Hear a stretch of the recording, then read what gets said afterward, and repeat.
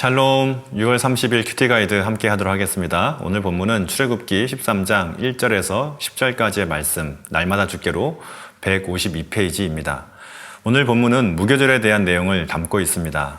출애굽기 12장에서 하나님께서는 출애굽한 백성들에게 유월절을 지킬 것을 말씀하신 이후에 오늘 13장에서는 이제 그 다음 한 주간을 무교절로 지킬 것을 말씀하고 계십니다. 내용 관찰 1번입니다.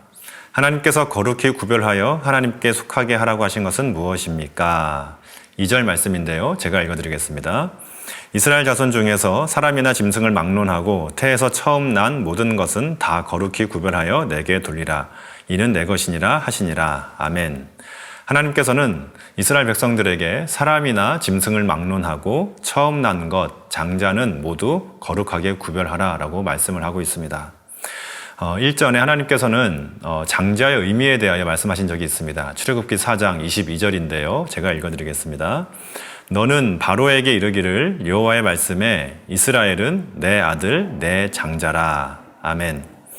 이스라엘 백성 자체가 곧 하나님의 장자라고 말씀하고 있는 것이죠. 하나님께서 처음 난 모든 것을 구별하여 거룩하게 하라고 한 것은 이제 이스라엘은 애굽의 민족이 아니라 애굽의 종이 아니라 애굽의 이방 신들을 섬기는 존재가 아니라 오직 하나님만을 섬기며 하나님만을 예배하는 하나님께 속한 민족임을 하나님께서 친히 선언하고 계신 것이라고 할 수 있습니다. 내용 관찰 2번입니다. 애굽에서 종살이하던 집에서 나온 날을 기념하며 지켜야 하는 것은 무엇입니까? 3절인데요. 제가 읽어드리겠습니다. 모세가 백성에게 이르되 너희는 애굽 곧 종되었던 집에서 나온 그날을 기념하여 유교병을 먹지 말라. 여호와께서 그 손의 권능으로 너희를 그곳에서 인도해 내셨음이니라. 아멘. 하나님께서는 유교병을 먹지 말라라고 말씀하십니다. 유교병이라고 하는 것은 누룩을 넣은 빵을 말하는 것이죠. 특별히 6절과 7절 말씀을 보면 더 자세하게 말씀하고 계시는데요. 제가 읽어드리겠습니다. 이래 동안 무교병을 먹고 일곱째 날에는 여호와께 절기를 지키라. 이래 동안에는 무교병을 먹고 유교병을 내게 보이지 아니하게 하며 내 땅에서 누룩을 내게 보이지 않게 하라. 아멘. 하나님께서는 누룩을 넣은 빵인 유교병을 먹지 말고 대신 누룩을 넣지 않은 빵인 무교병을 먹으라고 말씀하고 있습니다. 유교병은 누룩을 넣지 않았기 때문에 빵이 부풀어 오르지가 않았습니다. 마치 납작한 비스켓하고 비슷한 모습인데요. 부풀리지 않았기 때문에 그 맛이 딱딱하고 맛이 없었습니다. 하나님께서 누룩을 넣지 않은 빵을 먹으라고 한 데는 몇 가지 이유가 있는데 첫째는 시간이 없기 때문입니다. 출애굽기 12장 39절 말씀에 이렇게 기록합니다. 그들이 애굽으로부터 가지고 나온 발교되지 못한 반죽으로 무교병을 구웠으니 이는 그들이 애굽에서 쫓겨남으로 지체할 수 없었음이며 아무 양식도 준비하지 못하였음이더라. 유월절 절기를 지킨 후에 이스라엘 백성들은 애굽을 탈출하지요. 출애굽 당시에는 굉장히 한시가 급했던 상황이었습니다. 허리에 띠를 띠고 발에 신을 신고 손에 지팡이를 잡고 먹으라 라고 말씀하시죠. 반죽에 누룩을 넣고 반죽이 발효될 때까지 기다릴 시간이 없었던 것입니다. 그래서 누룩이 들지 않은 빵인 무교병을 구워 먹으라고 말씀하시는 것이죠. 둘째 이유는 무교병이라고 하는 것은 애굽에서 당했던 쓰라린 속박과 고난을 상징하고 있습니다. 신명기 16장 3절에서는 이렇게 말을 하는데요.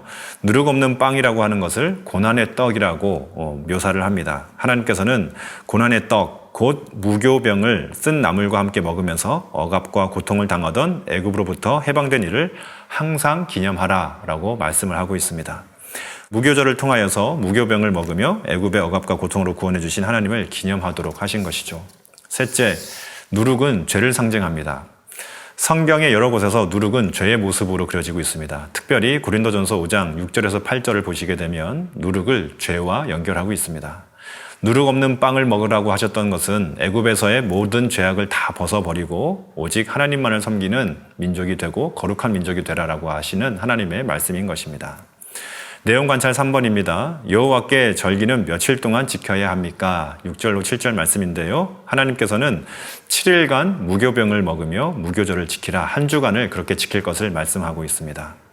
이스라엘 온 민족은 이제 무교절이 되면 한 주간 동안 남녀노소를 불문하고 가릴 것 없이 모두 무교절을 지키면서 각 가정에서 하나님께서 애굽에서 구원해 주신 출애굽을 기억하며 감사하는 절기를 무교병을 먹으면서 그렇게 감사하는 절기를 보내야 했던 것입니다.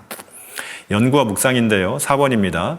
모세가 이스라엘 백성에게 유월절의 규례와 의미를 자손들에게 대대로 가르치라고 한 뜻에 대하여 묵상해 봅시다. 하나님께서 이 무교병을 먹으며 무교절을 지키라고 하신 이유는 무엇일까요? 그 내용이 8절부터 10절에 잘 기록이 되어져 있습니다. 제가 읽어드리겠습니다. 너는 그날에 내 아들에게 보여 이르기를 이 예식은 내가 애굽에서 나올 때에 여호와께서 나를 위하여 행하신 일로 말미암음이라 하고 이것으로 내 손의 기호와 내 미간의 표를 삼고 여호와의 율법이 내 입에 있게 하라. 이는 여호와께서 강하신 손으로 너를 애굽에서 인도하여 내셨음이니 해마다 절기가 되면 이 규례를 지킬지니라. 8절에 보시면 그 날에 내 아들에게 보여 이르기를 이라고 되어져 있습니다. 이를 통해서 하나님께서 무교절을 주신 이유와 목적이 잘 기록이 되는 것이죠. 하나님께서 유월절 그리고 무교절을 해마다 지키게 하신 가장 큰 목적은 하나님이 이스라엘 백성들을 애굽의 고통으로부터 구원해 주셨음을 대대로 그 후손들과 자손들에게 전하고 가르치도록 하기 위함이었던 것입니다. 한번 상상해 보시기를 바랍니다.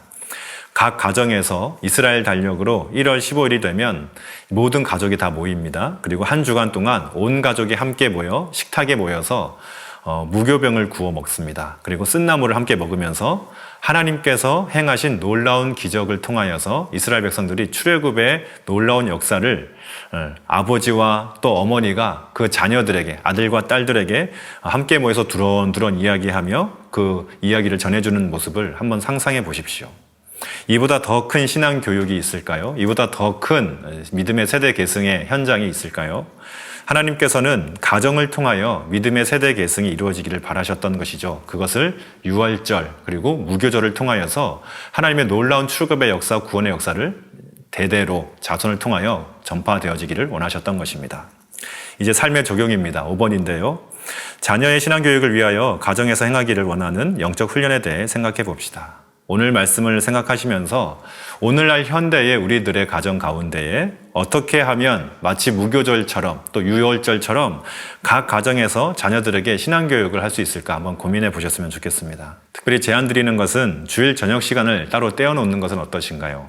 주일 저녁 시간에는 자녀들과 함께 맛있는 저녁 식사를 하신 후에 가정 예배를 통하여서 자녀들과 함께 또 부모님과 함께 하나님을 예배하는 시간을 가지셨으면 좋겠습니다. 마치 온 이스라엘 백성들이 무교절이 되면 무교병을 구워 먹으며 온 한 가족이 함께 모여 식탁에서 하나님이 행하신 놀라운 일들을 대대로 자손들에게 전해 주었던 것처럼 매 주일 저녁을 함께 자녀들과 식사를 함께 하고 우리 가정 가운데 행하신 하나님의 놀라운 역사를 기억하고 기념하는 시간을 갖는다면 그것만큼 큰 신앙 유산을 물려주는 시간은 없을 거라고 생각이 됩니다. 바라기는 오늘 말씀을 통하여 우리의 각 가정이 믿음의 세대 계승을 위하여서 우선순위를 두고 하나님을 전해줄 수 있는 가정이 되어지기를 간절히 소망합니다. 감사합니다.